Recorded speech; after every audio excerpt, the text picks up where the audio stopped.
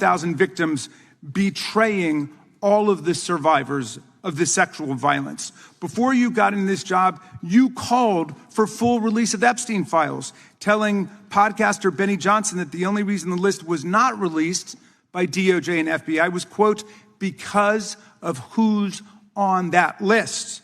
Upon your confirmation, you promised that, quote, there will be no cover-ups, no missing documents, no stone left unturned. And anyone from the prior or current bureau who undermines this will be swiftly pursued. This spring, you ordered hundreds of agents to pore over all the Epstein files, but not to look for more clues about the money network or the network of human traffickers. You pulled these agents from their regular counterterrorism or drug trafficking duties to work around the clock, some of them sleeping at their desks, to conduct a frantic search to make sure Donald Trump's name and image were flagged and redacted wherever they appeared, whether an email, a text, a letter, an interview, a photograph, or a video. In May, Attorney General Bondi reportedly told Trump that his name had indeed appeared multiple times throughout the Epstein files. And not long thereafter, in July, you and the Attorney General released a memo claiming that, quote, no further disclosure would be appropriate or warranted. In a few short months, how did you go from being a crusader for accountability and transparency for the Epstein files to being a part of the conspiracy and cover-up? The answer is simple. You said it yourself, because of who's on that list. Donald Trump's relationship with Epstein over the years is well documented. A week ago, the Oversight Committee released Trump's disturbing birthday book, Note to Epstein, written over a drawing of a woman's naked body, referring to a, quote, wonderful secret. The Oversight Committee obtained the note from the Epstein estate, not from the FBI, raising questions again of whether the FBI has been withholding documents.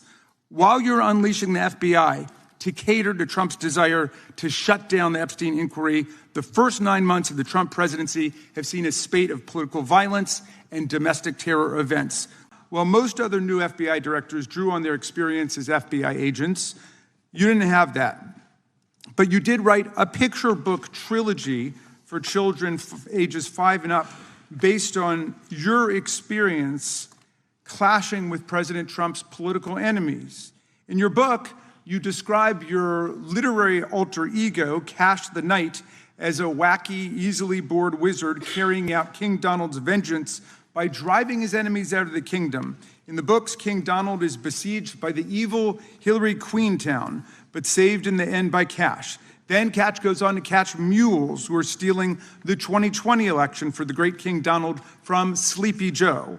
And then in the third book, Kash takes down the dragon of the jalapenos, nicknamed the DOJ. Your supporters had hoped that you would graduate from imagining yourself a romantic fairy tale knight to actually running America's premier federal law enforcement agency.